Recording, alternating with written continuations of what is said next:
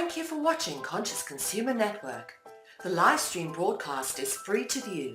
You can pause and rewind live broadcasts to catch up, or view shows at a later date by accessing our free archives of all shows.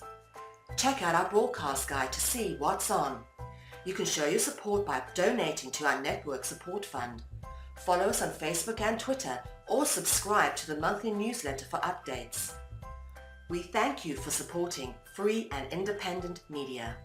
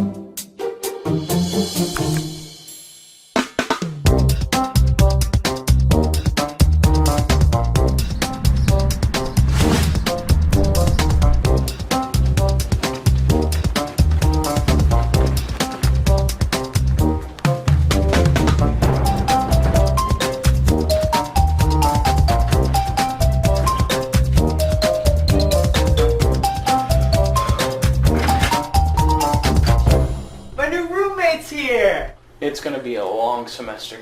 Add friend? Confirm friendship. Yes!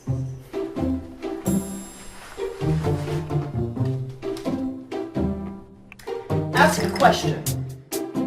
Where do you want the microwave? Answer. Doesn't matter to me. How about over there? It's time to meet my new hallmates. Add friend? Confirm. Add friend? Confirm!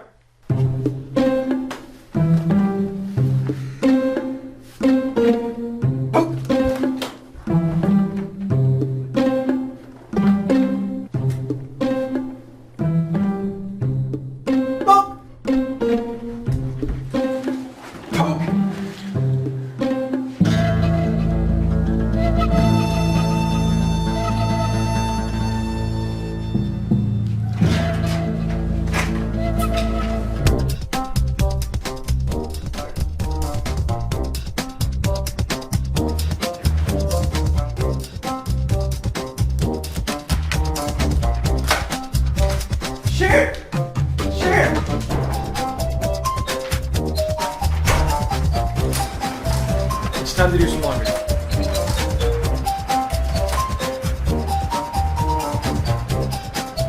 Your photo video?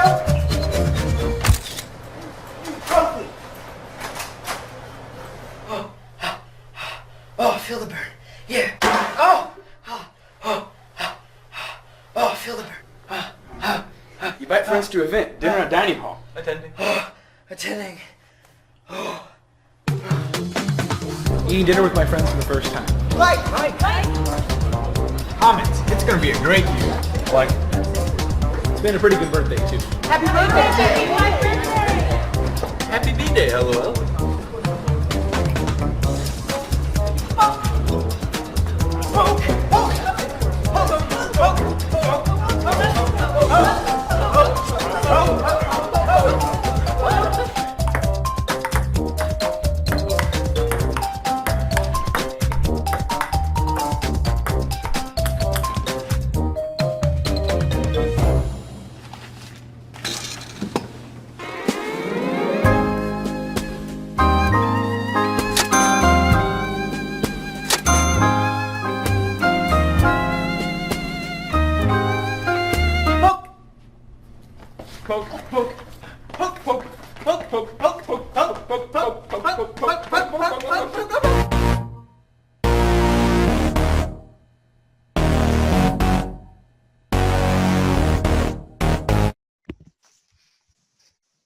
Arthur. My name is Arthur. Hello, my name is Coltrane. Hi, my name's Emily. Hi, my name's Leandros. Hi, my name is Martin. Hi, my name is Neil. Hi, my name is Will, and this is Youth on Things of the World. Almost got that one right. Yeah, that was Almost perfect, except I messed up a little bit. All right, so I guess maybe we should start off with talking about the internet in general. Like, I guess we shouldn't say, now, everybody, let's be philosophers here. What is the internet? Because you got on the internet to watch this. We don't need to ask what the internet is. So The internet is cats. yes, the internet is cats. Yeah, so just for everyone out there, our topic today is internet culture, and I guess the internet in general. Yeah. So maybe we should all say what we do on the internet, or I don't want to say what the internet means to us, because that sounds really cheesy, but I do mean that. So you know what I'm saying. Okay, why don't we go in the same order we started? So I'll start. I think the internet is kind of just connectivity. I think it lets people from very far away connect and sort of share ideas and culture and different things. I also think I like the idea of explaining the internet to people who are probably watching this on the internet. I think the internet is super weird, doesn't really have a purpose, and it can be used for almost anything you want it to be used for. It can be like for socializing, creating things, making money. It can be used for almost anything you can imagine.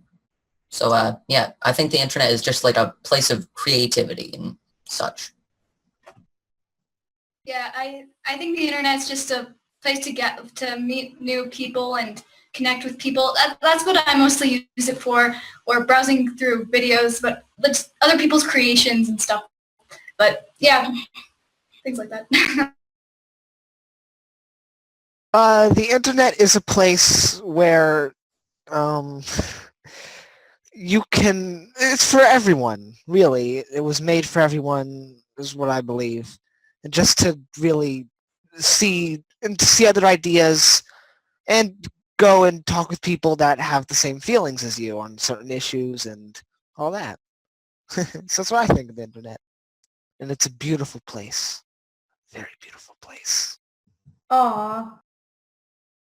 I think of it as kind of like community, because you can be friends with someone you've never met, or not even friends, just have a really awesome conversation with someone about some like important topics or like stupid things or just whatever you want to talk about, and Like the just Flash. yeah, like the Flash, and you can just kind of be yourself and talk to people without really feeling like nervous or anxious, especially if you're a socially anxious person that doesn't necessarily like to talk to people in person. The internet can help a lot with that. Anonymity is great. Yeah. So I guess with the internet, really what I think of it as, it's freedom to do what you want to do. It's having the world at your fingertips. You can do, like Martin just said, you can do the stupidest thing imaginable, not imaginal. You can educate yourself. You can just pass time. You can watch movies. You can watch videos. You can connect with people. Connecting with people, I hear it a lot. And I think one of the biggest things is to create your own content. I'm not talking about YouTube channels or whatever, because I know when people think create your own content on the internet, they immediately think of YouTube and a YouTube channel. But even posting something on a conversation board is creating content for other people to consume. It's a conversation. So I think the idea of just having a presence more than you ever, I don't mean to sound depressing, but having a presence more than you ever could in your real life is mind-blowing, because you can have a presence sitting down on your computer with your router next to you, and you can just be connecting with the entire world, learning things, connecting with people, creating your own content, exchanging ideas. It's freedom to me is what it is. To me, the internet, like, it's a lot of my life. It's a big part of my life, quite obviously. But as someone who is part of a community, whenever I make a post and people actually see it, and if it ever makes it to most viral, which it has a few times, it feels like I am changing the lives in some minute way of the people who see it. So even though I'm a kid and I can barely do anything on my own, I can still make a huge difference on the internet, being anonymous. Knows you're a potato. I think last week we talked a lot about how just because you're a kid, you can make a big difference. But something else that we talked about last week in the internet is that being a kid, anonymity on the internet is really helpful. So I think that's a big factor that we were talking about, where like you can, as a meme I've seen go around a lot on the internet, no one knows you're a dog. So I think that's a big part of the internet, is that you can kind of be whoever you want to be on the internet. It's kind of a blank slate that you can fill with whatever you want. So I think that, like you just said, for a lot of people, anonymity is amazing and it's great because a lot of people, the thing is that they won't take you seriously if you're a kid. Now, me personally, I don't think I've ever gone anonymous or anything on any sort of a conversation board. I haven't really ever done that, but I can definitely imagine on where you just want to be, because you're a new person, really. When you're on that screen, people want to say, I'm my new person, but you're many different people. When you're with your friends, you can be a different person. With your family, you could be a different person. You act different. On the internet, you can be anyone you want. You don't have to hold up to any standards of any kind. You don't have to listen to anybody, because this may be bad in some cases, but no one can hold you really up to what you do unless it's illegal or something. And that can be that can be really a really beautiful thing. Yeah, I think the ability to be anonymous on the internet is really helpful for a lot of people who feel like their opinions don't matter if they know who you are.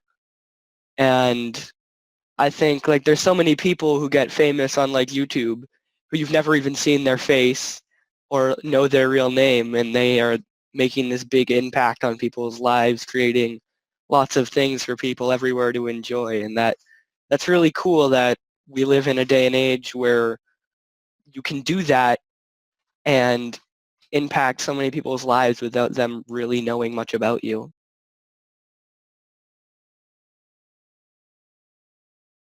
Yeah, so I think a big part of internet culture is sort of the like ideas that surround us, and I think memes are a big part of internet culture. The word meme has actually been around for like over 50 years, but it's really grown in sort of a collectual in-joke that are on the internet. So like memes are basically like something that a joke that everyone can like understand on the internet. And I was kind of wondering what memes you guys all really like.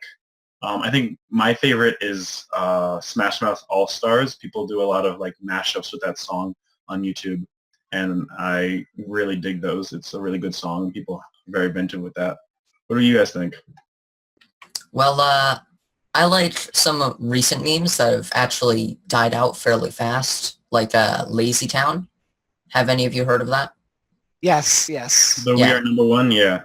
We Are Number One, the Mine song, things like that. And I like lots of memes. There's one in particular I absolutely hate though. Keep Calm and Carry On. That one, just no. I hate it. Oh, I can agree with that. So it appears that Emily is gone, so I guess I'll go next. And I actually like We Are Number One because it actually requires creativity to add something new, in skill and all that. It's not just a image. It's something that you need to have skill, and there are some great examples of it.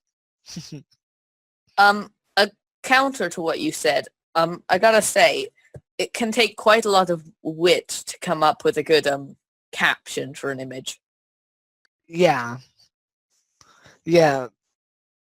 One meme that takes a lot of effort to create, I think, is B-movie memes, where someone takes the B-movie and replaces every B with, like, I don't know, the entire B-movie. Oh yeah, those people are insane. I don't know how they... I don't know. It's like Yeah. 30 hours long. Like, how do you do this? Or how do you live like this? things like that, like just I any don't movie meme. Any movie meme. One internet phenomenon that I'm quite interested in is trolling, such as back in the 2000s, there could be an unexpected Rick Astley Rick roll, which is I always found quite interesting. So look out for those. Never do links, kids. Oh yes, clicking on random links on the internet, very bad idea. No, don't. I have learned from experience. Never click on a random link someone leaves in YouTube comments without leaving any kind of caption. Just random link. Never work out. Ever. Don't do it. With great power comes a great electrical bill. This has been a PSA by the youth. A Coltrane Stagg. Don't do links, kids. So I think that my favorite meme, I know people say this, but honestly, it is the Lazy Town memes, just because when I was a kid, I am a kidder, younger than I am currently, I like Lazy Town. I like to watch it, and I don't want to say it brought back memories of my wonderful childhood. No, it was just familiar, and I think it just took, like, one of my favorite ones is it's Your Number One Dink edition, and it's just because it took so much effort. I appreciate it. It's just all the things they added in there. It just takes so much effort, and I'm not talking about the B-movie effort. That's insane. 30 hours of editing to get like a 40-hour video. Oh, wait, no, that doesn't make any sense. Sorry, you know what I mean? So the B-movie, yeah, but yeah, that's mine. Okay, right now my camera can't decide what color it wants to be. I'm like a rainbow of colors right now. I go from blue to green to yellow. I'm noticing that. That's like really interesting to look at. About the We Are Number One meme, a lot of the funds from that are going to help Robbie Rotten's, the actor of that character, has cancer, and that meme is helping raise money for his cancer bills. Yeah, I'm pretty sure he actually hit his goal, and I think he went over a little bit. It's pretty nice. Which amazes me that the power of something... That's really what I meant by the internet is beautiful. It really is sometimes, not all the time, just sometimes. It kind of reminds me of the Ice Bucket Challenge thing for ALS. That was a thing that happened, and I remember reading an article recently that said that fund that all the money they got from the Ice Bucket Challenge has actually, like, they've seen progress now of actual, like, finding a cure and stuff for that. So I think that's a big thing of the internet kind of coming together under a good cause with a little bit of silliness in there. That happens a lot. While we're still on the subject of memes, have any of you created your own memes? I know I haven't really created any. I've occasionally made very small ones and uploaded them to some sites, but I've never really made a very big video meme or anything like that. I just don't have the patience. I have the time, but I don't have the patience or the software to do something like that. Well, I personally have never really made a meme, at least on the internet. I mean, people have their own personal memes or inside jokes with their friends and family.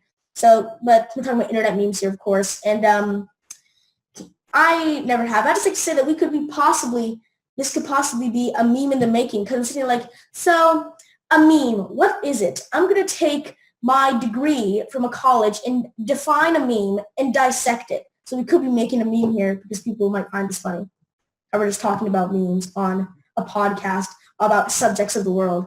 I just think that's really cool. Oh my god, do you know what this means? The world is a meme!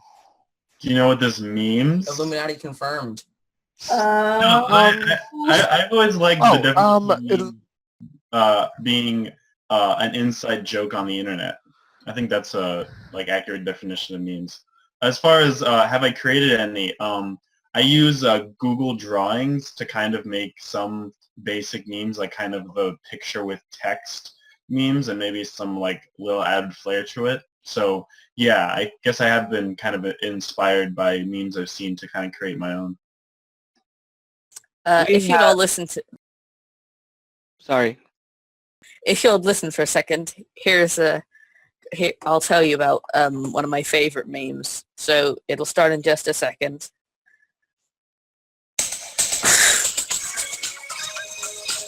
I knew it. Never gonna give you up. Why did I touch that?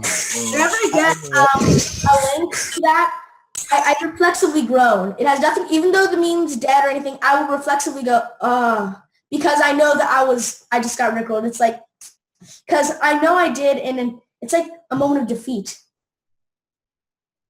That is the first time I have ever trolled anyone. So we have a question. Have any of you ever gained video editing skills by creating your own video memes?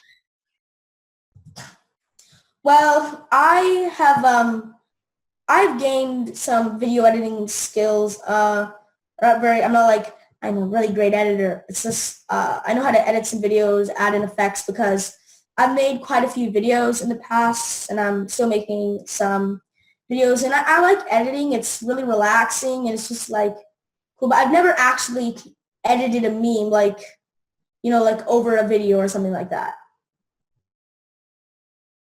Well, I have made videos online before.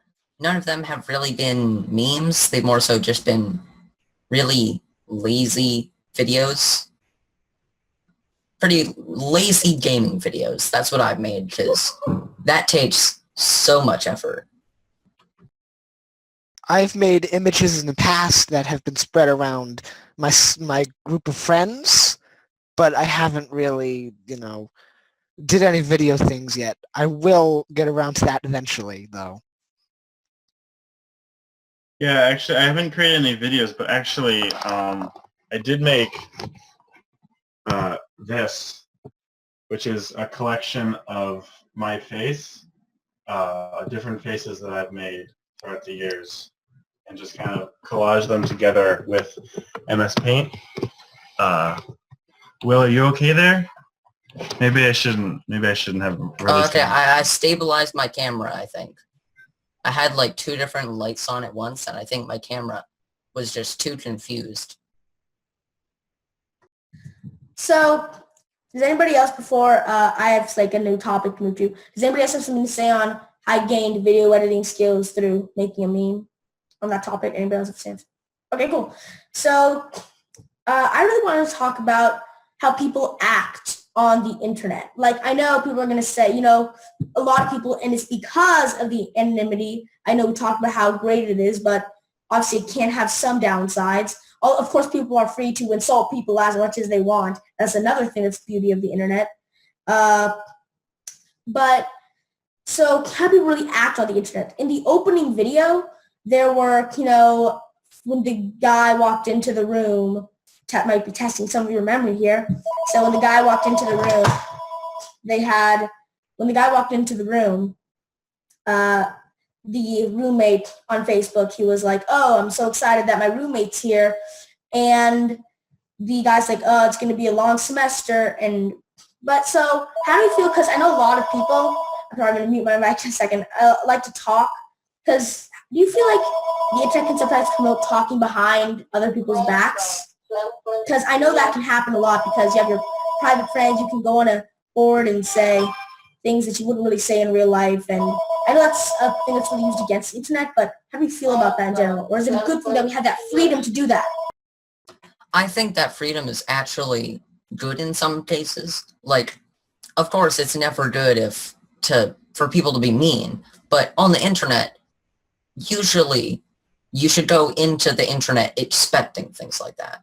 Not like, that's not really good that you should expect things like that, but if you try, you can't censor the internet. It's so big, and there's so many people on it every day. If you tried, it would just fail. And I feel like as long as you just realize that people don't really mean it, like let's say someone calls you like a bad name or something, who really cares? There's some random person on the internet who's calling you an idiot. Doesn't matter. Trust me, I've been called way worse things than an idiot. And sometimes it's because on the internet, there's so much anonymity. Like, let's say, probably some of you don't know who I am, but if I wanted to, I could just type my name as an alias. I could be anyone. I could be John Doe, and I could just not have my camera on. I could be completely... You didn't have a voice filter. People don't even risk letting their voice out anymore. They just have a voice filter. Oh, well, yeah, some people do that, but there's so many ways that you can make sure no one knows who you are. You can do so many different things. Like, what's your opinion on all of that? Just kind of like anonymity on the internet. Personally, I think it's a good thing. A very good thing. I also think it's a good thing, but there are some downsides, of course. Same here. I think it's a great thing. And I think the downsides are definitely, they involve freedom. So freedom of what you can do. So yeah, it's my opinion. I don't necessarily think that censorship is the solution, but I disagree with sort of the defeatist attitude of just kind of expecting this on the internet. I think kind of trolls or bullies on the internet, they can be like any sort of people who want to just have this instinct of to be mean to other people for no reason. I mean, I don't think it's going to fully go away, but I think it should be fought and can be suppressed. And I think it's the same way you kind of stop bullies in a school is just by everyone saying this is not okay. So I think that's the right reason. I wouldn't say just to expect it on the internet. I would actually say if you see someone being a troll, not in a jokey fun way, but in a that's messed up way, then call them out, because that's how that stops, is by peer pressure stops really nasty trolls and bullying. And I think that's the way to do it, is to just kind of not have the government censor, but just to be hey, that's not okay. So to have the community go out against it, right? Is that what you mean? Kinda? Yeah, I completely agree with that. I don't mean to just let it happen, but it's something that without a lot, and I mean a lot of work, just everyone just saying, no, we can't do that, it'll probably be around still. It'd be near impossible to completely eradicate it, but not trying is definitely not the answer. I completely agree. Yeah. Actually, to get all philosophical, I think that kind of nature of just kind of being not evil, but just kind of loving to hate other humans is kind of in our nature, and something I want to fight against, but I don't think in any sense we can completely destroy, but is not something we should stop fighting against because of that, is my opinion. So I know this sounds weird, but I personally think that trolling, not like if something horrible happens and people are just completely not joking or anything, because joking, that could be bad, but it's not necessarily just outright trying to make people feel horribly bad. But joke. So I honestly think that trolling, not in saying, oh, this horrible tragedy happened, and somebody making fun of somebody who got affected in that tragedy, not even in a joking manner, just being horrible. Trolling really, other than that, I feel it's a part of the internet. And I know it sounds weird, but I really wouldn't want to have it any other way, because I just feel that trolling Because the thing is, and back to anonymity, people honestly, they're just brutally honest. A lot of people can be just ruthlessly horrible for no reason, but a lot of people are just brutally honest. They'll tell you how it is because they know there aren't going to be any consequences, and they just tell you how it is. And I don't want to say that. So partially it's because of that, and partially it's because of freedom, and well, not freedom, because it would be freedom also to ask them to stop. But I don't want to say I like to laugh at some of them. Some of them you should take criticism sometimes too. But I don't like to laugh at them because you got this video with upbeat music saying "I love my haters," woohoo! Because me personally, that just seems kind of, I don't know. I just personally like to just look at the trolls myself. When people do say that, I feel like they get bothered by it. I don't really get bothered by it as much as I like to take criticism. And I also think it's a big part of the internet. And because honestly, a big part of the internet is trolls. So yeah. Personally, for me, my way of dealing with trolls, troll them back. Act like you don't care because you don't care, and just troll them right back into their caves of hell. Although I think there's an important distinction, because I feel like the trolls that you're talking about, I would akin to real life pranksters, while I think the trolls I was talking about earlier are akin to real life bullies. I love pranks when they're done correctly, and I definitely think that on the internet or in real life we shouldn't stop doing that or try to tell people they're bad for doing that, even if sometimes the effect can be upsetting to some people. I just mean specifically in the part of the people who are not being prankster trolls, being just bullies. I think that should stop. And I think I had more, but I kind of forgot it. Yeah. So I think we should, first of all, take in two categories. One is the trollers or people who are giving criticism while being very rude and mean. And that's one category. The other category is cyberbullying. And cyberbullying, I'm not talking about this is cyberbullying because he told me that he doesn't like my content. I'm talking cyberbullying that can drive people to, sure, we've all heard of those horrible stories, drive people to suicide because of cyberbullying. And a lot of times it starts in real life. And in real life, no one's going to go up to a person and say those things or post those things. But when they get on the internet, they just change into an entirely different person, and they drive that person to take their own life. And that is definitely in a completely different category. That is not trolling. That is not criticizing somebody while being rude. That's not disregarding somebody's opinion. That's not saying a bad word, calling them a mean name. That is driving somebody to take their own life or something, not even take their own life, because I'm talking about the type of cyberbullying that could do that. I'm not saying only if somebody takes its life, then it's wrong. That kind of bullying, just ruthlessly, no reason, just saying horrible things about themselves, horrible things about them. And I've seen those stories, and what really bothers me is how much they didn't care. How much they didn't care about that person's life. And there's a difference between caring about a person's feelings and a person's life. Because I'm not saying, just if they take their own life. I'm saying a person's livelihood can be damaged because of those horrible things they're posting about them and spreading all over, the world. That is damaging to somebody's life. So you're seriously damaging somebody's life. And it just bothers me how much just people don't even take it into consideration, don't care. In real life, they're all smiling and happy. And honestly, it makes me think: do the people I know, would they ever do this because they feel like they have I can't say that word. I'm sorry. It's just, who are people when they know that they can't be held accountable? I think another distinction is criticism, where I think there's a difference between telling someone you don't like their thing and criticism, because I think criticism inherently has kind of a what they did wrong, but also analyzing what they did wrong and how can they do better. And I think actually trolls could handle to be a bit more criticizing instead of just insulting.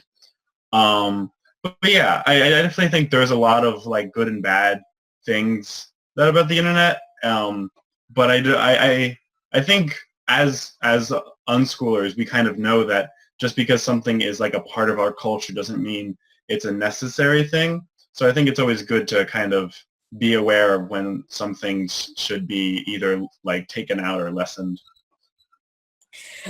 You guys did miss one type of troll. The really sarcastic troll. The person who just replies everything sarcastically and can be very mean sometimes and like turn your own words against you. He's basically like a more severe version of the non-dark troll. He's basically like a more severe version of that with more sarcasm and uses memes and stuff like that. Personally, I kind of like trolls like that. I mean, I think it's just kind of funny when Me too. someone says like something kind of dumb on the internet and the person just comes over and is like, points out how dumb it is. I think that's pretty funny. I mean, as long as they're not Me too. personally insulting someone or anything like that, I think trolling in that way can be really funny. I think what you just said falls into the first category of what I said, of the what I said. Sorry. People who troll just for the lulz, not to make people consider taking their own life or less, things that aren't that intense. Because not all cyberbullying ends in that. Sometimes it just makes the person feel bad, which is still not good. Or like the people who rickrolled and stuff like that. But sorry. I just want to clarify.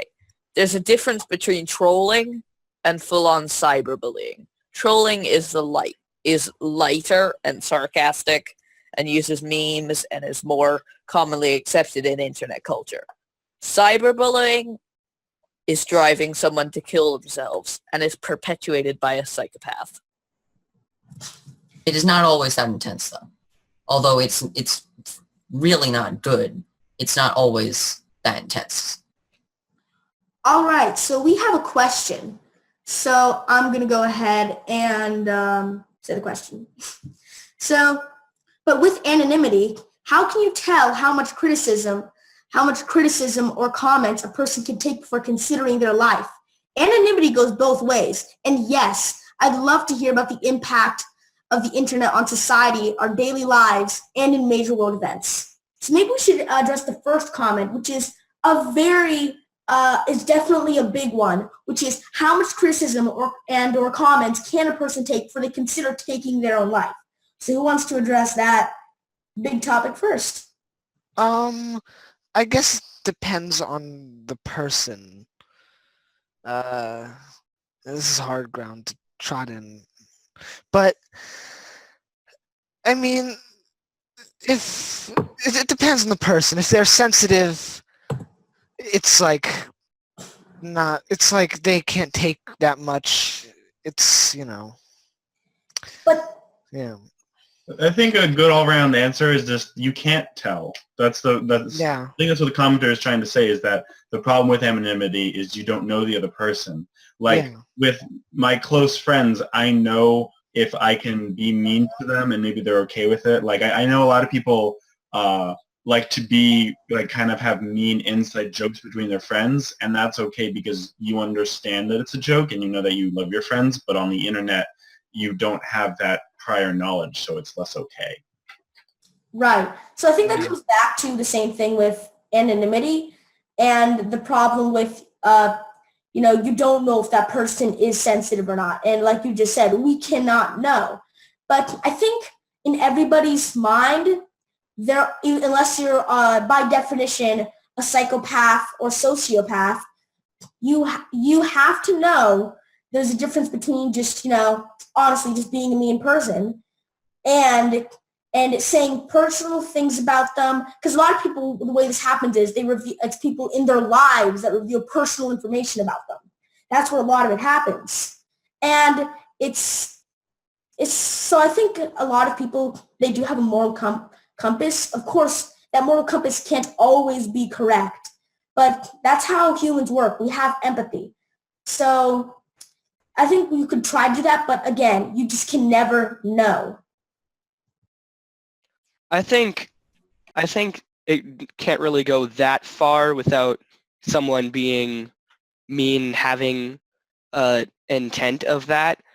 But there a lot of times there's just like basically self-questioning or just being like upset and having your feelings hurt by something someone said just because like you don't necessarily like, what if someone's younger and they don't necessarily understand that the person might be joking? Like, you have no way of knowing how someone will take what you say. So there's a certain responsibility to make sure before you comment or criticize someone.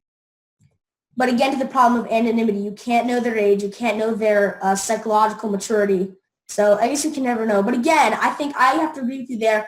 I think it's a lot harder to damage somebody to that point without having that intent. Of course, it's absolutely possible, but I think it's harder. Yeah, so about how memes have affected sort of the real life. I've seen newscasters talk a lot about memes and like what happened on the internet. And I specifically actually saw an episode of a Disney Channel show where they like referenced memes. And I was just like, it was really funny to like listen to that and be like, wow, memes have really like permeated our culture that they're on a Disney Channel TV show now. So have you guys had any experience of like memes and more of the internet in general just kind of approaching on your real life? Well, I heard. sorry, continue. I heard there was a Me Gusta in the Powerpuff Girls. Oh, you heard about that? Well, yeah. In the new Powerpuff Girls reboot, there was memes, apparently. And also, I think they said fam or something like that. Oh, yeah. Which I find it super cheesy and just kind of out of place when TV shows try to use internet memes to be relevant. I find it that it usually doesn't really work and just comes off as forced and kind of corporate. And one instance of that is the Fred movie. Do any of you know about Fred? I know about the Fred movie. Oh, yes, I do. Yes, I do. watched everything. So I think there were about 3 Fred movies, and Correct. none of them were good. They were horrible. It's like, Yeah. sometimes memes can be done well when you try to take them into real life or to TV shows or movies. But most of the time, it's just going to fail horrendously. So what happened with the Fred movie was it just wasn't that good. It's like they just kind of took the internet celebrity and just put it there. It's just, they didn't make a good movie. They just made a movie for the sake of having a well-known character in it, which isn't just memes. Sometimes movies are made just with a character in them, and that's how they sell the movie, not actually having a good movie. So I think that I personally, when I see that kind of stuff, I think it's the same reason you just said. It's really corporate, and they're trying to survive because TV is dying now. Because the internet is becoming more the entertainment source, more the education source than television. It's growing at a faster rate, and the thing is that because the younger generations, they're turning more to the internet than television. And the thing is that it really is forced, and they really don't. I just feel like, I know it sounds weird, but I just feel they don't have a right to do that. I just feel they don't have a right to do that because they don't really care about the meme. They don't care about the people laughing. They don't care about or just for the lols for themselves. They want to say, oh my God, guys, look at this meme. So this is what an internet meme is. I predict if we put an internet meme in the next show of Jesse, we will get new profits. Profits will skyrocket because people like the memes. Super noobs. Can you talk in that voice the entire rest of the show?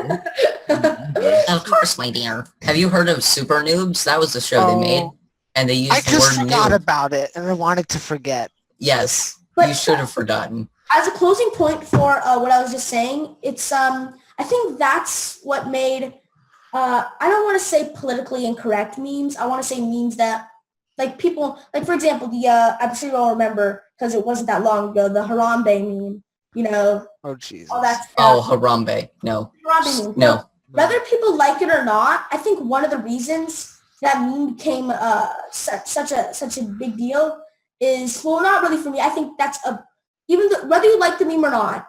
I think one of the reasons that meme became so big, or at least one of the reasons I think people might have liked it, is because you're not going to see a TV show saying, you know what, out for Harambe, or they're not going to be saying Harambe because that's politically incorrect due to Harambe died, and that is politically incorrect, and we were talking about it. People, the mainstream news or the mainstream, TV shows, they're not going to talk about the meme Harambe. They're not going to do that. Disney, they're living. That's too dark for kids. So I think I predict that maybe some memes that are more darker, slightly more darker, might start becoming more popular due to the media that keeps trying to put memes into their media. And I think one of the big things is also gaming culture in TV shows. It's just the worst. Oh yes, gamers are very poorly all right, guys, we gotta get to the hard point. Let's go, and then grab a bunch of Doritos. It's so cringy. So cringy. Yeah. I like to play video games. Look at I know me. Martin wanted to talk. Yeah, about the internet impacting society thing. It's kind of weird to think about, like, 10 years ago when Facebook and smartphones and things like that were starting to come out, that how much society is different now than it was then, just in that aspect of how so many more people are connected now, and people that you haven't seen since like high school or whatever, you like now know what's going on in their lives because of social media and stuff like that, which I think is really incredible. Yeah, to talk about that, I think it's very interesting because, like, before the internet, you kind of, like, had friends in your city, maybe a few miles away from you. Now I have friends in Japan, in Australia. I think we mentioned last week, or maybe this was in a conversation in my own life, about how people have friends on every single continent. And like, I have friends who I talk to every day that if I wanted to, like, it would take an entire day to go see them. But I like continue have like daily conversations with them and get to know them really well. That just like would not be possible if like the internet wasn't here. Like long distance relationships, like before the internet, you could only call them and it would have to be on the phone for that to happen. So I think there's a lot more possibility to connect with people of any kind just very far away from you with the internet. Like what we're doing right now. Like, I wouldn't be able to see all of you if there wasn't the internet, because, I mean, we probably live close enough to one another, but I'm lazy. But now I can talk to everyone, and you can see me. Will would and I not can be on see the you. show. We're coming to see each other, though. We wouldn't be, like you just said, we wouldn't be able to show ourselves and our opinions in the exchange of information and data, to everybody that's watching the show and everybody that will watch this show. And that's extreme. That's amazing. So personally for me, though, on the whole making friends on the internet thing, I think that's awesome for everybody that loves to do that and can do that. I don't know why, but I personally, can't make friends on the, I mean, I can talk to people, but like friends that I have connections with, when I go away from them, because so when I go away from them, I'll just, lose touch. But if I, go back and see them, then it'll be fine. And I personally like that. But, but when people say that internet friends aren't real friends, and I can't relate to people that have internet friends, because again, that's why I said that I don't have really any internet friends. But seriously, internet friends aren't real friends just because we have the ability now to communicate with anybody, almost anybody in the world. That makes them not real friends. You're really trying to devalue this amazing creation by the human race into something that's as simple as internet friends are not real friends because you cannot see them in real life and touch their hand with your hand and shake their hand. To be completely honest, I don't have any internet friends. Well, many internet friends. I think I made 1 or 2 in my 4 years on the internet. But I don't have any because I don't trust people on the internet. I have incredible anxiety of even talking to people on the internet. That's just something I have. Even thinking about it, boom, boom, boom, boom. Well, That's I don't have any like really good friends on the internet, but I have met people on the internet who are nice, and I'm like, or on sites like, let's say, Steam, which is a social video game site, where I've met people in video games and been like, hey, how are you? And they're nice, and I'm like, and so I friend them. And then maybe sometime later in the future, we might play a game together. We might play a puzzle game, a shooter game, something like that. And it's just kind of cool. Like, I don't know them very well, but it's just like, hey, I can play a game with this random person who seems nice. That's it. Will, would you feel comfortable talking about why you have this anxiety when you talk to people online? I don't really have anxiety talking to people online. I just Honestly? I haven't made any... Will, not Coltrane. Oh, whale? Will. Oh, Will. I thought you said whale. Honestly, it's just a thing about, you hear stories about people like being tricked into weird things by people on the internet, like, and kids being killed and stuff, and that's given me like terrible anxiety about meeting people on the internet. Like, I'm able to talk to people, but if anything gets too personal, like they ask my age or my name or something like that, I like immediately delete the conversation and delete all evidence of the event. Yeah. No one must know. So, does anybody else? Oh, Martin has something to say. 'Cause I was just saying, you have a question. Go ahead, Martin. I think it's the reason why it gets the rep of they're not real friends if you meet them on the internet is because there are a lot of bad things that have come of people being friends on the internet. But I think it's divided of, there are bad things that happen, but there's also bad things that happen when you meet people in person. Just because bad things can happen, you have to be careful who you make friends with over the internet. Doesn't mean that everyone you meet is going to try and kill you in your sleep or something. Like, it's the same for when you meet people in real life. Like, you want to be careful to make friends with people who you can trust not to kill you in your sleep. Yeah, like I only recently tried voice chat in a multiplayer game. Before that, even the thought of that scared me. Oh, for a while, I never used voice chat in games, because for a while, my voice was what I thought was too squeaky. Like, hey guys, it's me. I'm just gonna shoot some people. So is everyone ready to move on to the next question? Yeah, so the question is, one hot topic you see in the media is people trying to blame kids being violent on playing video games with violence in them. Does the group play video games? Violent?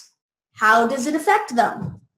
Well, I, for one, do play a lot of games where you're shooting people or monsters, or there is, like, violence in them, but it doesn't affect me. Like, I don't want to get a gun. I don't want to get a BB gun, or I'm not even really interested in Nerf guns. I have no interest in doing anything that I do in video games in real life. Like, some of my friends have BB guns or whatever, and that's kind of cool, but I don't really have interest in things like that. Like, in video games, it's fun because it's not real.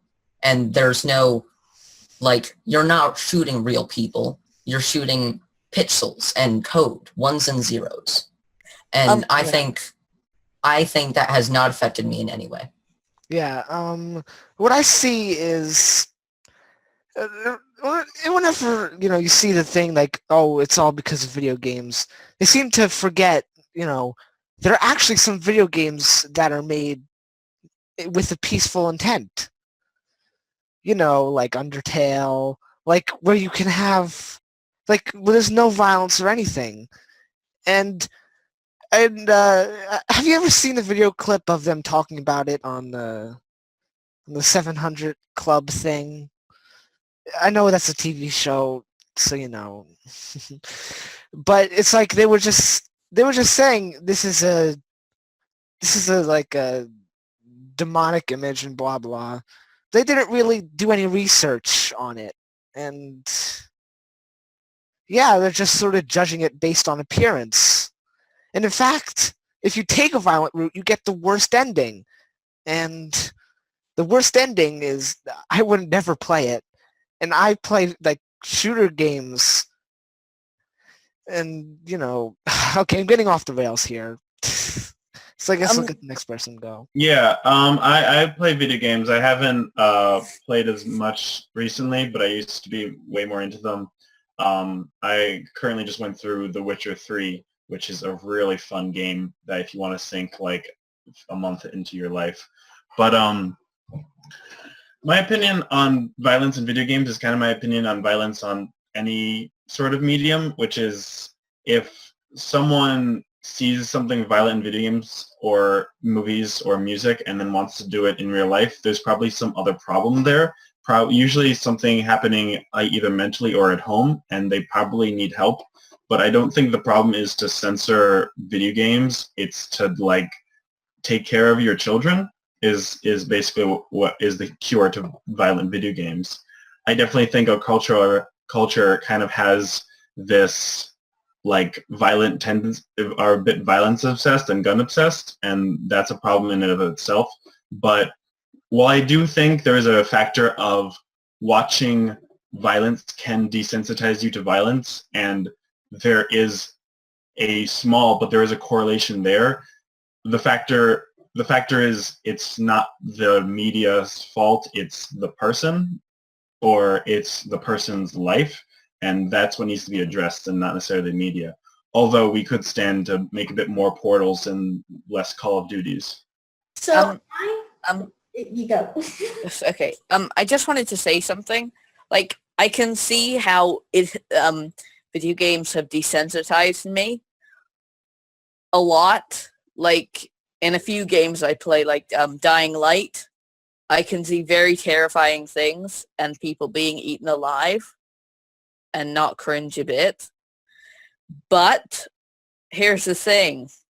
If I get a cut on my hand, like I accidentally did a few days ago, I will turn pale white and probably almost puke. And what you said, Coltrane, about not wanting BB guns and stuff, like once my friend gave me a BB gun, I wasn't really that interested, but I was just going to say this for the funny story that happened.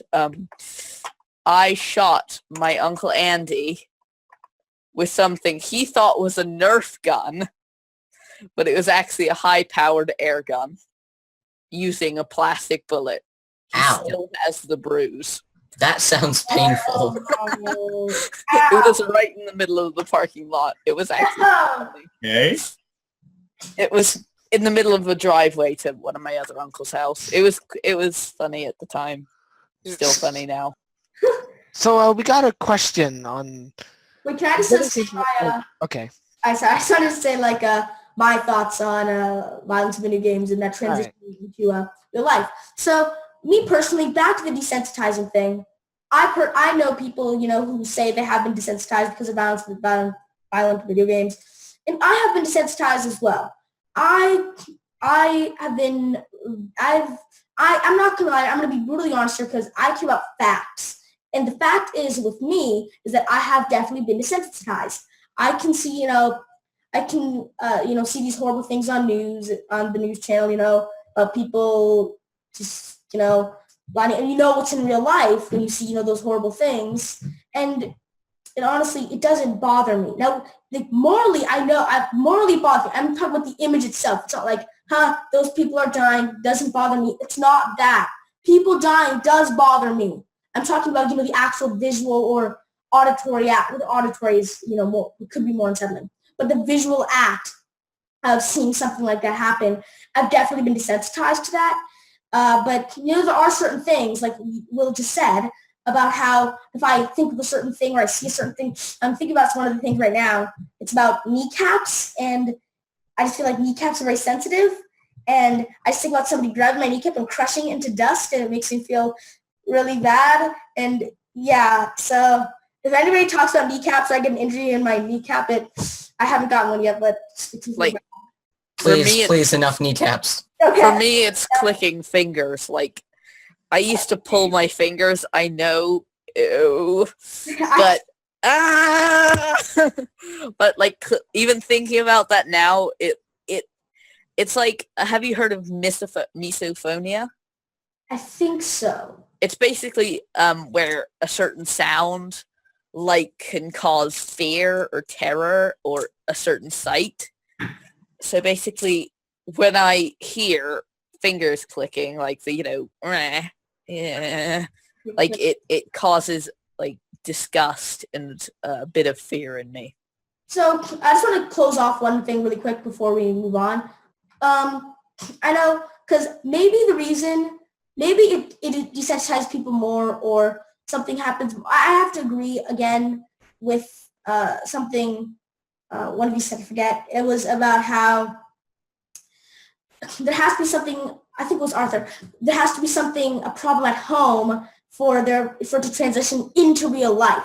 There's a difference between being desensitized and saying, okay, I saw somebody in a video game, I was able to shoot somebody in a video game, therefore I should or can or should be able to see somebody in real life. See, you can't even make that brain connect. You can't even make that connection in your brain, right? So try to make the connection. I shoot somebody in a video game.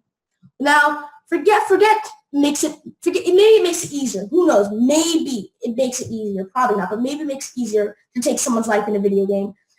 Maybe it makes it easier to take someone's life in real life if you play video games, if you take lots of lives. Maybe. But why would you do it in the first place is the first thing. Forget it's easy. It's not easy.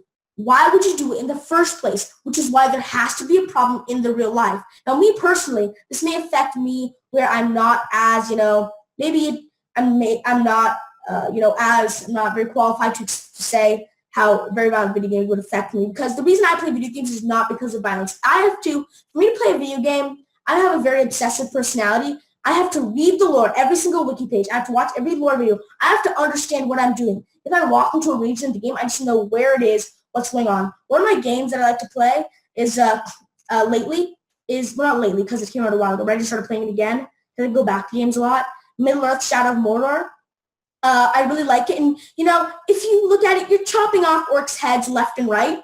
And the graphics quality, it's great. It's really cool. But when I think about it, I think about everything. I need to think. For me, when I play a game, it needs to be an intellectually stimulating experience, not for visuals or for auditory. I need to know what the story is, the people I'm fighting, who I'm fighting for, who I am. I need to know everything, otherwise I will not enjoy the game. For me, 3/4 of the game, like you said, 3/4 of the game for me is the lore. Like, I went through this entire, I think 3 months of spending every waking hour That's me. watching a Fallout lore video. And then it was BioShock, and then it was Skyrim, Yeah, and now it's God knows what. And honestly, if that happens too much, I just need a break from all the lore, because I pretty much can answer any question you have. What vault did the NCR come from? Vault 13. Damn. Why are super mutants created? Oh, Let's go to experiments. to our next question, and then let's go to the break. What do you think about the ESRB? No. The rating system, ESRB. Yeah, I think it's ESRB. I think it's not. Oh. Hold on, I'll just go first. I think it's really, it's really, I don't really like to see 10-year-old kids playing GTA 5, a game that I don't want to play. Being me, you know? I mean, it's like, sorry, but it's like you gotta know, you gotta be more attentive, and that rating system is there for a reason. If you're buying it for your 6 or 7-year-old kid, that's really irresponsible. So me personally, That's messed up. Yeah. What the ESRB is, I think two things about ESRB. One of them is like detached from the ESRB, more what you just said. The first one is the ESRB, I feel, rates every single game M for mature. Because I will play through an entire game and I'll be like, this shouldn't be M for mature. Are you kidding me? You see Exactly. a PG-13 television show. Be like, well, you're participating in it. It makes it worse. It doesn't. No, it doesn't. Come on. It's like so many games. If you see it, see, even me, where I think the ESRB sucks and I don't really trust the ratings, you know how? I actually do trust the ratings. You know how? If I see a game rated T for teen, I know it's going to suck because it's going to be pandering to very small children. And so here's the vast majority of games. You have rated E for everyone, which is just the, who cares? It's like Mario. Yeah, it's like that. And it's like, The Slegos. stuff, just the cool, maybe family fun stuff. Then you've got E10 plus, nothing is rated that. Then you've got M for mature. Every single game is rated M for mature. I swear, you can have a game. Yeah. Every single good game. Halo 4, I know Halo 5 is rated T for teen, and that's good. And even though, I actually got turned off from Halo 5, even though I thought it was an okay game, just because of rated T for teen, I thought it was going to be toned down. And it was toned down in some aspects. But seriously, are you kidding me? I literally was turned off from the game because I thought it was going to be toned down because of the stupid rating the ESRB gave it. But back to my other point is that, yeah, so like Halo 4 or, other Halos, Halo 3, Halo 2, all rated M for mature. And it's like, really, all you're doing, all you see is, here's what you see. You're sitting there in power armor. So if your character dies, all you see is like a really crappy blood graphic and a suit of armor fall to the floor. And when you're killing aliens, you just see like blue blood and the grunts, they're like, run away! It's more of a comedy when you kill the grunts than the aim. So another thing is, and when, humans die, like troopers or whatever, Marines, all you see, again, is a crappy blood graphic and they fall to the ground like this and you can take their weapon. It's so stupid. It's rated M for mature. And there should be things rated M for mature, like GTA and stuff. That should be rated M for mature. Mafia 3. Yeah. Like, I personally, like what you said, I don't want GTA 5. I don't feel comfortable playing it yet. But that's my personal opinion, right? But I think things like that have very graphic things, or I think motives more should be taken into account than actual graphical things. And again, back to graphical. Even Halo 4, that's not that graphical. It's like crappy blood graphic and people are dead. Yeah. So, and the other thing is that people, and the problem is that it makes people disregard the rating system a lot. It makes people disregard the rating system. When every game is rated M for mature, yes, you do see on the box what it says, what's in it, but when every game is rated M for mature, it makes people, it bridges the gap between a game like Halo 4 and a game like GTA or one of the, like, I don't know what the worst GTA is, I haven't played any of them. But, so, and that's the problem, because me personally, even if you're not a parent or whatever, and, a lot of people, parents shouldn't control this or whatever, but me personally, I like to know what I'm going to see if I don't or don't want to see it inside a video game, what I'm going to get out of it, if I'm going to get a good experience or a negative experience. And I think it makes it harder to find that out with the ESRB's overrating of M for mature. Okay, I just want to quickly say something. So a lot of ESRB ratings are unfair, like, and also non-ESRB ratings, like the movie The Matrix. Personally, that would be a 12 these days. It's changed quite a lot. But anyway, so what I was going to say is, personally, I think it all comes down to your personal preference. Like, I can see a lot of things, people being eaten alive, as I said. I can see things, I'm not scared. I think the only time I was ever scared in the game is when I first played a Gary's Mod horror map. But that's it. And basically, I think it's just up to your maturity level, you know? You gotta pick what games are okay for you and not okay for you. Like, when I first played Gary's Mod as well, I was actually, like, really, like, affected by blood back then. So I was just like, this is disgusting. But, I mean, I kind of got over it quickly. Yeah, I would say that I think ESRB, like most rating systems, are kind of like not a rule, is more of just a guideline. I think parents and just everyone should just look at them and say, like, kind of judge for yourself. Like, I don't think there's anything wrong with buying a 9-year-old GTA or a 27-year-old who doesn't want to play anything above E10. I just think it's all about personal preference, but I don't think we need necessarily to like break it down. I think people can have just different tastes, and you should figure out that. But I think we should get back to internet culture after the break. So let's go on break, and we'll be back soon. Bye. Here's an idea. Internet culture has brought about the singularity.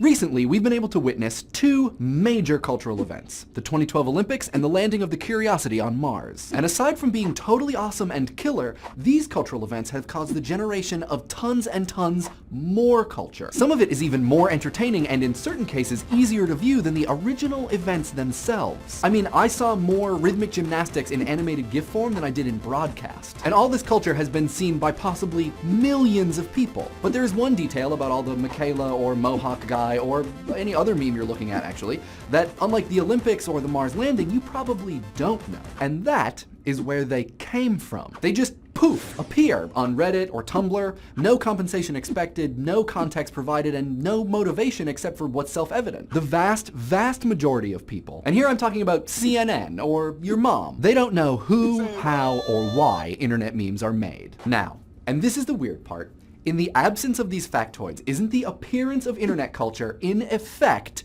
an automated process? Because if it is, then, oh boy, you got yourself a singularity. There are actually a bunch of singularities, but the one that people are the most familiar with is the technological singularity. Sci-fi writer Werner Vinge coined it to describe a time at which technology could essentially create better versions of itself. Central to the singularity is the idea of artificial intelligence. Basically, computers and software decide to build better computers and software, which decide to build better computers and software, and so on and so on and so on, until we have to send Arnold Schwarzenegger back in time to protect John Connor. It's like a whole thing. And because humans aren't involved in that improvement, it makes us, well, actually, we don't know. Infinitely self-generating technology could bring about any number of things. World peace, a post-scarcity economy, a government run by vacuum cleaners, who knows? Post-singularity is a time when, because the intellect required to conceive of it is so beyond our own, we can't really be sure what happens. Now, I'm not saying that internet culture is going to bring about world peace or a future where Will Smith has to save us from the vacuum uprising. What I am saying, though, is that many of internet culture's features really look a lot like the singularity. Like a kind of cultural singularity. Using the technological singularity as a model, the cultural singularity would be a point at which where culture is able to create more, better culture automagically. In a post-cultural singularity world, culture would become increasingly varied and self-referential, not to mention more complex in both its construction and execution. It would show up and improve at a constantly increasing rate. And while this stuff is generally made by communities of people, their output is usually the result of simple rules or code. They're acting like a computer, and as the community computer grows, so too does their processing power. Like, compare the internet stuff made during the 2008 Beijing Olympics and the Olympics this year. There was a huge increase in both quantity and quality, which will only continue to grow. Rick Kurzweil calls this the law of accelerating returns, and it means that by Rio 2016, we're gonna have an infinite number of track memes. Now, I know what you're thinking because I ate your brain and gained your knowledge. First, it's not culture which is making culture, it's people, you dum-dum. It's true, you're right, but think of it this way. The community of people which make image macros and other stuff, some of whom I'm sure are watching this video right now, so you guys are awesome, essentially behave like an automated process. Sometimes in response to events and sometimes not, sight unseen, this community generates media which for most of us just appears somewhere with no indication other than our inherent knowledge that a human was involved in any way. I mean, seriously, if I told you that Watson was responsible for these images, could you prove me wrong? We have technology that can do this kind of stuff. Okay, and second, how is this different from any other point in history?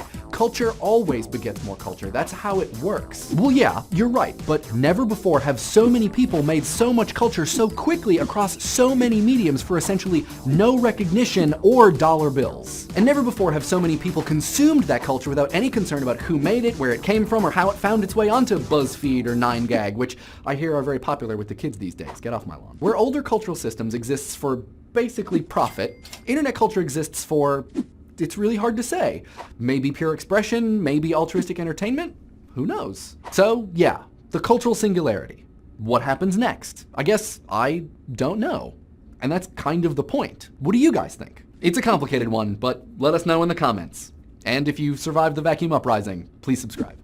Hi guys, welcome back. So we're going to talk a little bit more about internet culture, and specifically about where the internet has come from. So without taking too much time, what do you guys think about how the internet has come from its humble beginnings in 1969? I think the design of websites has gotten a lot better. Not as many flashing colors, and not as many GIFs. And from what I've seen of old websites, people didn't really know how to use the internet at that point because it was so new. Like, I think nowadays we have a much better understanding of what we can do with the internet, what works and what doesn't. Like, yeah, that's about it. I think what's come a lot through the time is what people, because it used to be, you know, it's like, oh wow, a website on the internet, that's a big deal. You go on the internet, that's really cool. Or even, and also internet culture as a whole, the things on the internet. But first I want to talk about, so now you can just go to a random website and just get your own website. You can just like, okay, type, it's free, click website. You gotta have like a little watermark in the website name, but you can go to a website and just go type, drag and drop, and boom, you have a website and it's live within like 15 minutes. And I think that's really cool, and how it's not, everybody has access to the internet now. Not everybody, obviously, you know what I mean? Like almost everyone. Yeah, almost everyone has access to the internet now. And really, it's just so great because it's, for example, in television, you have to pay for your this, your that, and then you got to pay for each executive channel or whatever. The internet, you don't have executive pay for sites. If you have a pay for site, you're going to get -1 people will come. Okay, nobody, like barely anybody pays for a site unless you're offering like Netflix. You get $8 a month. You got all those movies. Some people do buy websites, but they're not buying websites, they're buying domains. Right, domain. I'm talking about not talking about buying a website. I'm talking about going on a website. No, there are actually like a lot of like subscription-based websites that you have to pay to use, like Netflix or Hulu. I don't know if it's still able to be used, but there's a lot of websites use the example of, you can use our website, but if you want to use it really well, you have to pay us. But there are a lot of websites that have a lot of traffic that are usually payment-based. Like YouTube Red. Yeah, but that's the difference between, pay for a channel, which you still, some of them still got, you pay for the channel on television versus you got this entire internet wealth of things. And a lot of, like you said, websites, they don't have ads, and you can get better access to it through a membership. And I just think all of that is just really cool, how much information you can have. And I'm not saying it's all free, but most of it is free, as, Google, Wikipedia, YouTube, not YouTube Red, YouTube, all those cool, and all YouTube Red really does is give you access to those TV shows on YouTube Red and stops ads. So, yeah. I still have my AOL account. That's it. That's all I want. I have a MySpace account, although in the recent years, MySpace has actually been turned into a respectable website for musicians, instead of being this strange cesspool of corruption and oddity that it was before. Yeah. We've come a long way from talesfromgenesisspace.com. Oh, no, Genesis Space. To Netflix or Amazon, which now they're TV shows. You can just buy your TV shows and movies from there. But I mean, at least for me, seeing things on the big screen will always beat seeing things on my tiny 16 by 5 inch computer screen. I probably got that completely wrong, the dimensions of my screen, but you know. Personally, I prefer YouTube and other sites such as that. Like, okay, I only know about YouTube. Yeah. But I prefer that to traditional television because with YouTube, you watch one ad and you can see a 10-minute long video or maybe a few ads. But you can skip them and you can watch whatever video you want. You don't have to check all the channels, see if the video you want is on or the show. It's like, oh, my favorite show isn't on. Well, guess I can't watch TV right now. With YouTube, you can watch whatever you want at any time, as many times as you want. And the biggest thing is you won't miss it. Because the biggest thing for me is missing things. But I think what a really cool thing is about a lot of people, including myself here, complain about seeing on YouTube those, because if you don't know this, in monetization, you can choose the ads you have on your video. So for example, you can choose that I want skippable ads, I want skippable ads, I want non-skippable ads, and I want or I want long non-skippable ads. Long non-skippable ads are 30-second long ads with no skip button. So just to be clear, the skippable ads are whatever you want, you can skip it. The non-skippable ads are 15 seconds, you can't skip it, and the long skippable ads are 30 seconds, and you cannot skip it. And it's a creative choice to be able to click on that. So the thing is that, including myself, I've gotten irritated about this person chose to do, of course they get paid more money, and I don't know their financial situation or their life, but me personally, in my viewing experience, it hampers me, and I dislike it. But if you think about on TV, every commercial is like 30 seconds long, and God knows how many commercials there are, but there's like... You can't skip them.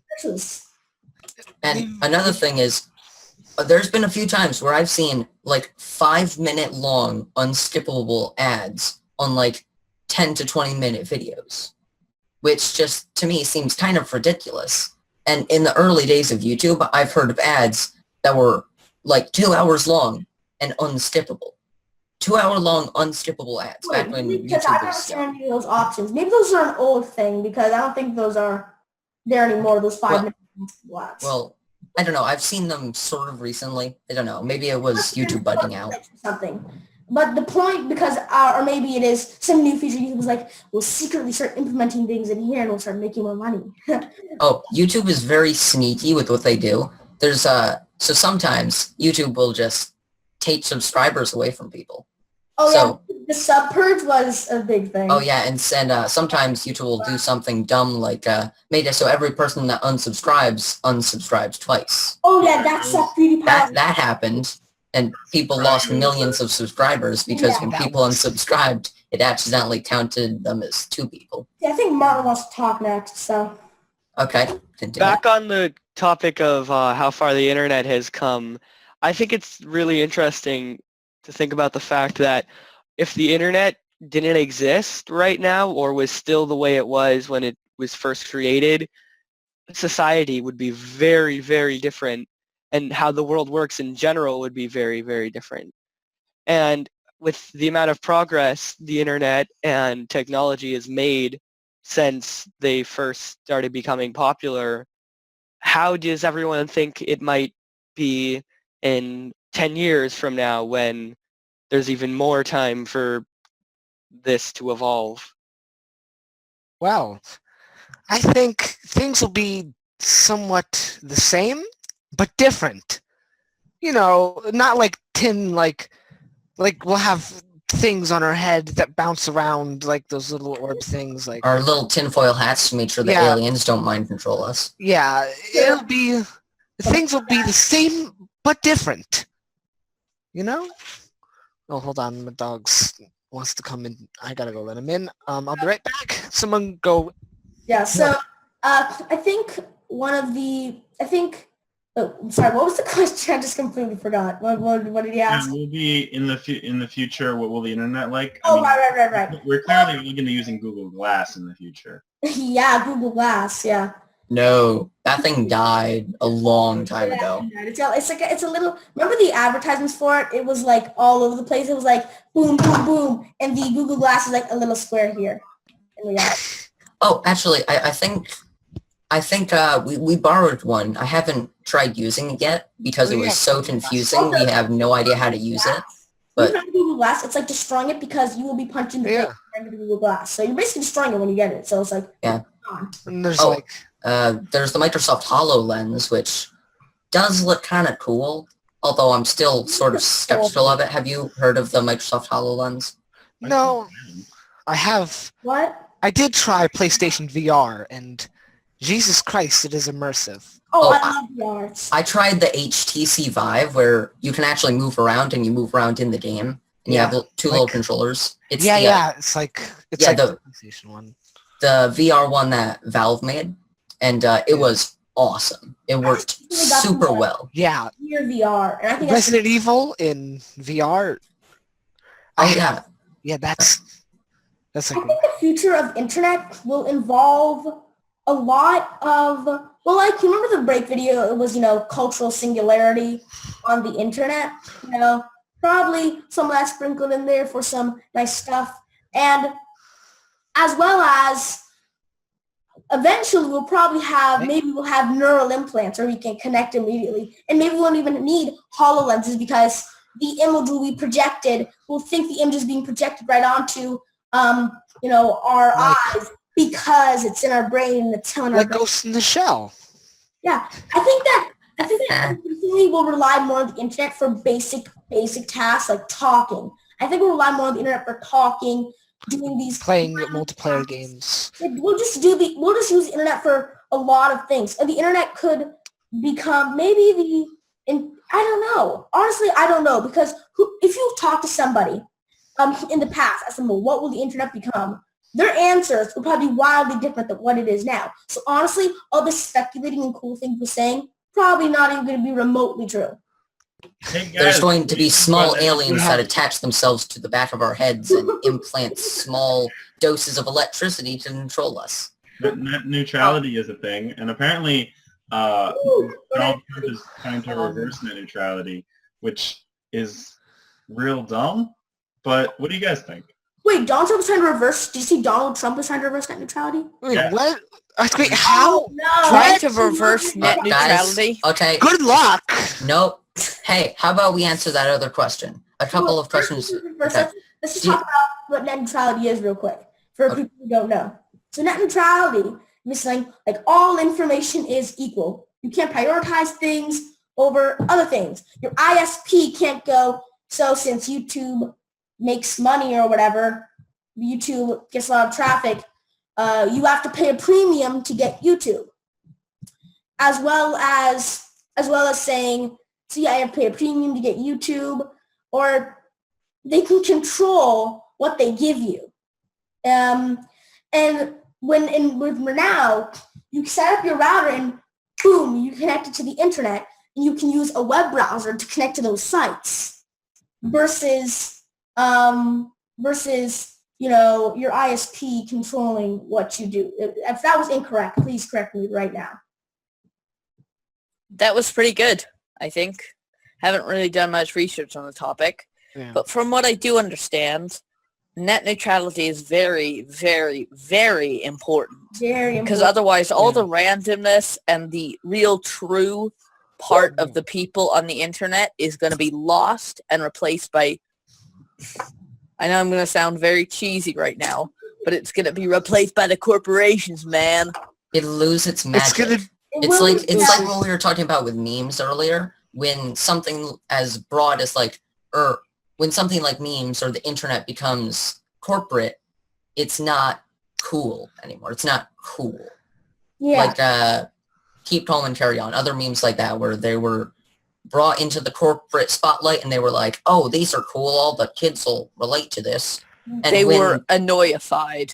And they just were kind of turned into something dumb and corporate and not funny anymore. They try to be trendy so they could get money. And the thing is, if you're trying to be trendy, that's irritating and begging for attention enough. But if you're trying to be trendy for money, oh my gosh, get out of my face. It's so irritating and it's just so, it just makes you flinch. How irritating. So guys, fun fact, my name is Arthur. But also there's a TV show called Arthur that one of the big memes from that is this line Yeah, where the fists. No, not that one. Oh, yeah, there's a few memes. What I'm talking about is the one where Arthur says to his friend, people would really do that? They would lie on the internet? And it goes I never heard of that one, but that's amazing. That's hilarious. What show is Arthur? Is it was- that one I with think the it was talking Buster. rabbit? Yeah, Buster said that. Wait. I just like to point out that Martin's sitting there just like this. Just like listening to everybody like, soon I'll control you all. All right. Hi, Martin. All right. Oh, when you were talking about Arthur memes, I thought you would talk about the one where he punches his sister. Oh, God. Oh, God. To touch it. Or, Yeah, the clenched All right, fist. let's get back to Let's get back to topics. Yeah, so Yes, yeah, back on topic. Not get derailed. trying to talk about is the idea of sort of on the internet you can kind of people make up any ridiculous ideas they want and people see it and they say, oh, that must be true, and don't really do their own research. There's actually an entire television show called Adams Ruins Everything, which is all about, apparently Will really likes that show. It's all about trying to find the fake truths in the world. There was an old show that its name is A Curse, so I won't name it, but it was by Penn and Teller, the magicians, and they were basically doing the same thing, where they're trying to find sort of cultural ideas that are not true. And I think on the internet, those have just spread more. I think a show like, and I have watched Adam Ruins Everything. I think a show like Adam Ruins Everything, it's definitely, well, I think it can, it's good. I think that, well, I just have my own opinions about it and how they handle things, and I respect them. They have to make choices for the well-being of the network and not covering the hard truth in some topics that kind of rub me the wrong way, which I won't talk about right now. But I understand that they have to say it that way because if they don't, they have to keep the bottom line. And it's one of those things, and it's on network television, and that really helps because due to it being on network television, it's like like the internet, but it's for people that really aren't really on it, aren't really used to it yet. And even if I aren't cool, I'm on too, so I like it too. I'm on the internet, so it's good. I feel like it can be a transition to the internet because people will be like, oh, I like TV though. It's like, okay, great. But for a lot of people, the internet, that show, the internet probably might be better with a wealth of content that a lot of it is better than Adam Ruins Everything. I feel like it's a gateway. It's like a little sampler of what it is. Even though I kind of like Adam Ruins Everything on its own. Yeah, and there's also a lot of shows on YouTube that have become more television-like.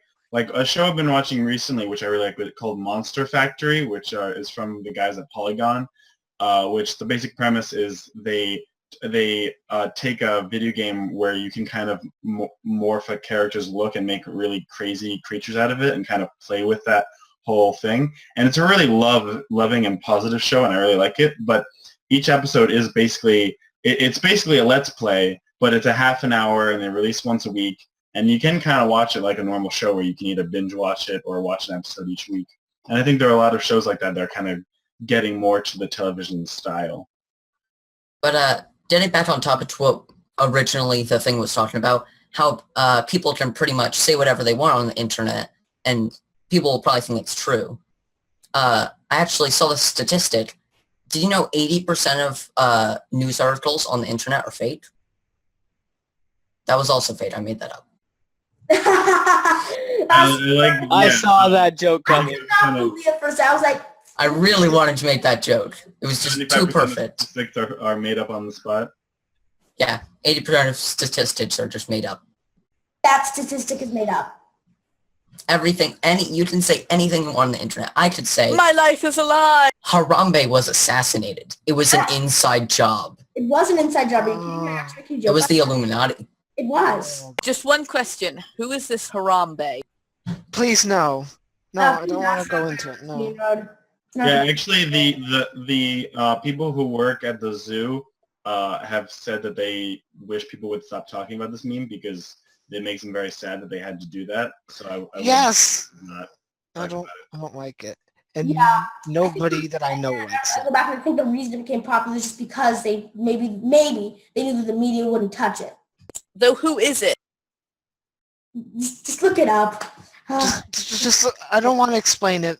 Just look it up, man. So, Yeah, Anyway, so, another great thing about the internet is that of how it connects people is that we can kind of find out more about world events. Like I think I learned a lot more about what was happening in the Brexit last year than I ever would have if it happened like 10 years ago. And like really Yeah. anything I would say happening outside of this country, but even outside of my state, I think are way easier to be informed about yes. the internet. Because before that, you would have only news sources to tell you, and those can be questionable. But with the internet, you have a lot of different, very independent sources. So what do you guys think about the sort of freedom of information that the internet has caused you to learn more about other people? Because the thing is with information on television is that, obviously YouTubers and honestly probably the main source of news on the internet is YouTube. Maybe I'm wrong, but the thing is about YouTubers and stuff, they do care about the bottom line and stuff, obviously, but they're more doing it because they like it. A corporation like a news network is going to care about the bottom line more than anything else. You think they're going to cut the bottom line? You think they're going to care about anything? Think they're going to care about anything else other than that? No, they really don't. In the end, why do they report the news? Because there are people at the top who are paying them to give exciting stories for people to watch it. Because everybody just cares about the money. And I'm not saying, because I'm sure there are honest people working at all the news networks that really want to do it, but I'm saying that if there's a news story that isn't going to get a lot of coverage, a lot of money, they're not going to report it. Yeah. Money makes the world go round. It does make the world go round. So, Like- and on the internet, it doesn't as much, though, in a lot of places. I think it's just like, as long as they can make money by reporting something, they'll probably just report it. Yeah. Really good content is made from the heart. Yeah. Yeah. Like JonTron or a very small YouTuber that I know of, Nightmind. The real good content. Don't worry, I know John JonTron too. JonTron's awesome. Well, no, he's not small. It's just that the other YouTuber. The real good content comes from the heart. Am I doing the heart right? Quality over quantity. Like, Exactly. I'm mostly talking for YouTube, but this, I guess, can be applied to other things, but mostly for YouTube, a lot of news sources on YouTube and such, and also just other YouTubers want quantity over quality. But then some YouTubers like JonTron, they have enough subscribers and enough of a cult like following that they can prioritize quality over quantity. Yeah, it's... So, I was just saying, just let Martin go after that because I know you want to say something. All right, you can go. No, you can go. Just, okay. It's really nice to just see that it's coming from the heart, not from like money standpoint. Because he seems well off. He can afford all those props, like the vase or the suit of armor.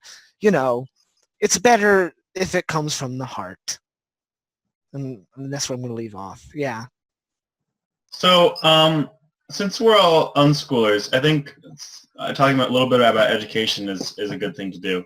And like back in the 90s, there was a show called Bill Nye the Science Guy, which was a great way of entertaining and educating kids. And I think with the internet, that has become more prevalent. Two channels come to mind, which are CTV Gray and SciShow or Crash Course. Which also Vsauce. That one's yeah, pretty good. There's a And bunch Matthew Santoro. there's a bunch we could list, but my point is that the amount of educational channels that are not just about education but also entertainment, which I think is a big part of making sure education stays, has been very prevalent. Yeah, I just think that how that has gone has been very good. Two really good ones are the Shoddy Cast and Game Theory, and Film Theory. Those are quite good. Oh, also, I don't know how to pronounce this, but it's like Kurzitdat. No, it's not. That's not how you pronounce it, but it's called in a eggshell or nutshell. In a nutshell. That's the YouTube channel. That's cool. Martin, what do you think? I believe Martin wanted to say something. Yes, Martin, continue or say something. So I wanted to ask if anyone thinks their lives would be different if the internet was not as big as it is now. Yes. Completely different. I wouldn't be talking to my friends at all. If I didn't have the internet in my life, I think I'd be a different person. Just because of the content, like, typing things, watching other people go on, visiting websites I like, education, topic points with people that I know. I think I would be a different person if it wasn't for the internet. And I think the sad part about that is that people will think that is sad. Just because of this wealth of information we have. We're like, it's such a shame that these kids spend so long on the internet. And that's just a case of, juvenoia. And it's so mind-blowing. Well, I mean, it is good to watch. Every single generation says the generation that's growing up right now, they're not gonna, they don't know what it's like. They blah, blah, blah, blah, blah. It was better in the good old days. I say that a lot and I make fun of it because if you look back, way back in history, you will see people are still saying it was better in the good old days. What are the good old days? The good old days are the good old days when you grew up. Oh, wow. Well, would you look at that? And seriously, so really, we can gain 15,000 times as much information as you could gain with the tip of our fingers. Well, not 15,000, like 100 times. And that's a real number. That's a real figure I'm saying right here. 100 times as much information at the tip of our fingers than you going to a library and reading about it. Because most likely the thing you're looking for, a very interesting thing that you might be looking for, if it's really interesting and even remote to a lot of the things that children are looking up on the internet these days, how interesting they are, then you're not going to find it at a library. I have something to say. I'm going to say going outside, going outside is also, very, very boring. Yeah. Well, I like to go outside and to hike. I'm kidding. But another thing is, did you hear that statistic on the internet?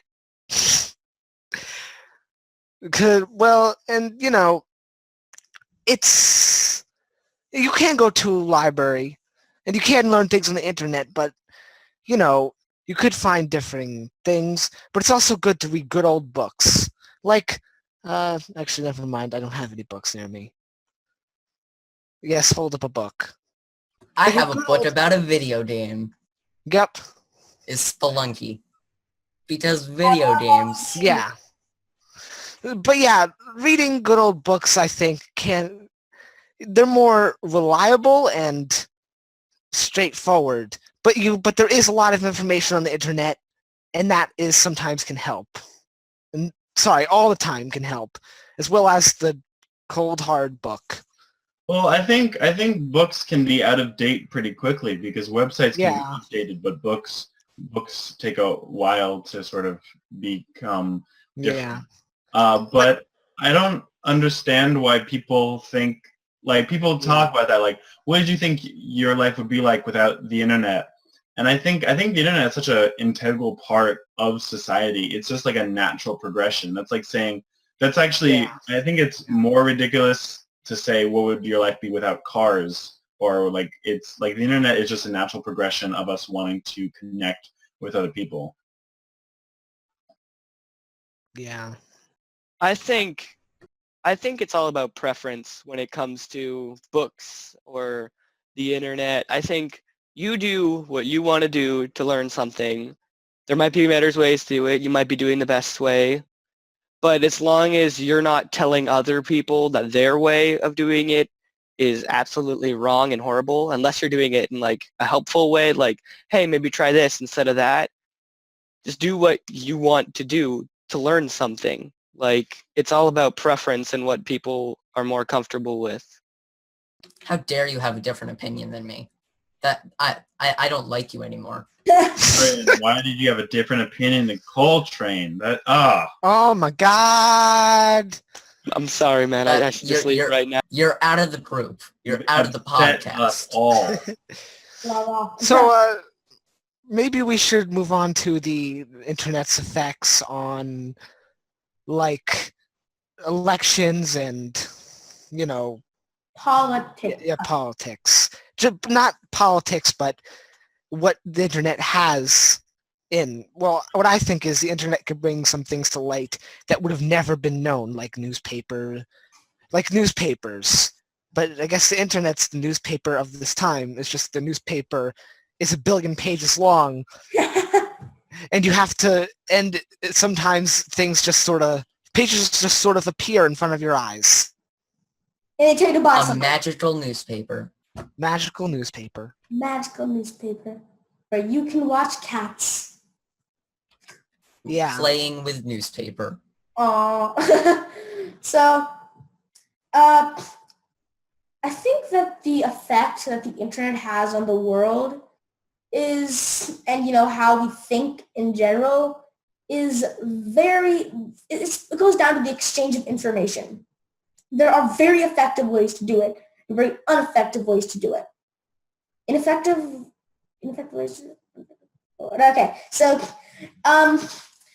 and at the end of the day, it's so cool. And whether you're like, back in the good old days, we didn't have the internet, and we know what a hard day's work was, versus now. And regardless of your standpoint on that, you have to admire how amazing it is that in this, I can send information around the world and back. Yeah. Whoa, I just did it again. Whoa, technology! Send information. Wow. But it's so cool because people can know in a second, in an instant, when something has happened. They can be educated in an instant. Not that that'll matter anymore because robots will take over our jobs, and because of capitalism, humans won't have any jobs. So, Well, yeah. we'll see. That got dark quickly. Like, happy, cheery internet, but someday it'll all end because of those newfangled robots. And capitalism. Newfangled robots. I think the internet's made us smarter. I think it's made us real smarter and faster. I want to talk about something that the people watching this don't know, but in the chat, we've kind of started our own meme about how much we all like Martin. And it's like we've gone through like at least 7 iterations of like Martin is love, Martin is life, Martin is our poster child. Just like let's all make sure Martin is talking.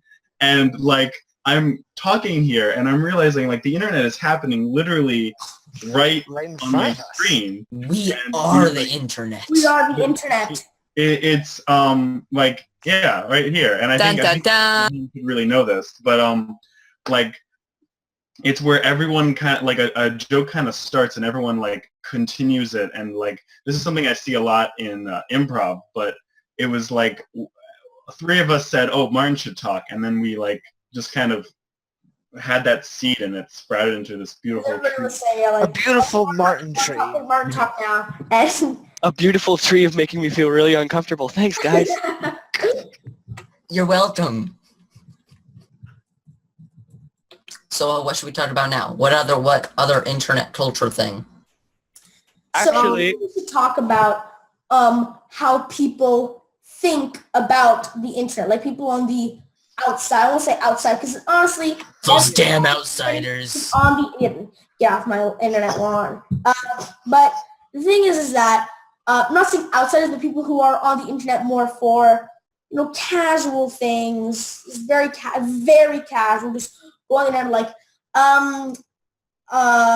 oh son, how do I do the the email? I'm not saying those people, but you know what I'm talking about. They get on the internet for like the bare minimum. They just do it for like look up social media. All thing. Yeah, maybe a little bit of social Facebook so they can keep in touch with people. But they see the internet as kids these days. They're getting all crazy. They're putting on black makeup and they're going out in their leather jackets and they're going out and they're being rebels and they're rebellious and they don't appreciate anything and they just all they do is sit on the internet and they do nothing. They learn nothing. There's a rebellious child right there. Yes, that is an internet person. Heresy. How dare they? I like to make other people feel bad, so I feel better. Nice one. Indubitably. So we gotta close up in a bit. So so does anyone have any closing thoughts? I think that the internet is weird and the deep web is even weirder. Let's not go there. We don't talk about that Go place. there. Episode about the We deep don't web. talk about That place is completely Or we could not. Or we could not. Let's go with not. It's full of death and dank. Please movies. stop. Dang me! Oh my God. We will not talk about that place. About the deep web. The place, just like the Avatar movie, just like the Avatar: The Last Airbender movie. We don't talk about it. We do not talk about those straight to DVD Redbox movies. Ah, the Avatar. No. The Avatar. No, I'm talking about The those Redbox. weird CGI animated movies that make no I watched- sense. Okay. They're weird, Take to and Redbox. I've watched Norm of the North 3 times. You So know what the weird ones are? The Disney TV premiere ones. Oh, Jesus. the Disney original ones on TV. Those are have you seen the Zapped trailer? the Zap one. Oh my It God. drops the phone in the dog food and nothing makes sense. No, I like the one where they switch bodies and they switch bodies and they because of their phones are magical because of love or something. And it's all about trying to get back to their own body. It's like You lost me at the first they word. help each other's problems by being in the other bodies, and everything is happy-go-lucky. And But it's like a Freaky Friday, just not good. I love how in Disney, Wow, that sounds great. isn't it great how Does anyone have a closing statement? The internet is a place that nobody understands, but we all understand it, if that makes any sense. It makes I didn't so much understand that sense. sentence. that's 80% of people won't understand that sentence. Yeah. that's Yeah, I guess that's like the internet. Or 82%. 83 now. All right, Okay. I'll We make tend to get off topic. Yeah, we tend to get off topic. Let me just make a closing statement. I agree. So let's go all watch the B movie and let everyone else at home do the same. All right, so So- let me just quickly Yeah. make my closing thing or whatever. So, The B movie. movie. So I think that, in my opinion, the internet, it's amazing, and I think it will evolve, and eventually, I believe that it will drive humanity forward due to the exchange of information, and it will make generations and generations increasingly smarter and intelligent, and I think we'll be able to do research faster because more people will go into research fields, as well as I think after that, I think we'll have so many people in research and so much knowledge from just children now. We'd have so much knowledge from children, probably more than, adult people maybe that have PhDs in the future. and will conquer the galaxy because of cats. Also, the internet can be a whole race. The internet embodies the human race without the idea of consequence. It embodies, when you see the internet, you see what is the human race without consequence. And that is terrifying, scary, beautiful, wonderful, and fascinating because it shows you what humans are really like without the knowing of consequence. The internet's weird. Okay, so on closing note, the internet's weird. We had a lot of fun today, guys, and hope you watch the next one. Yeah. Thanks for watching. And Thanks for watching. you. This has Have been a good day or good night, whatever Bye. time it is. Bye. Bye. Bye. If we want to change the world, we must first change the media. Mainstream media exists for the purposes of indoctrination and manipulation of public perception. The world of free and independent media is growing, and with the upsurge in information now available in the public domain, it has never been easier to access free and independent media. The exploration of this information resulted in an experimental project which would provide a fully supported space for researchers, whistleblowers, and seekers of all kinds to express themselves and educate the world. On the 1st of January 2015, Conscious Consumer Network was launched to the world. Nobody thought we would make it this far, but CCN is the longest running free and independent media network of its kind. CCN is a unique collaboration of hearts and souls, bringing you information from different perspectives to educate and inform. Since we started CCN, we have had only one desire, the pursuit of a free, fair, just, sustainable world, and this has not changed. Having overcome many challenges over the last 2 years, CCN is here to stay, and we've got great things lined up for 2017. Help keep CCN on the air by supporting the 2017 Network Support Fund.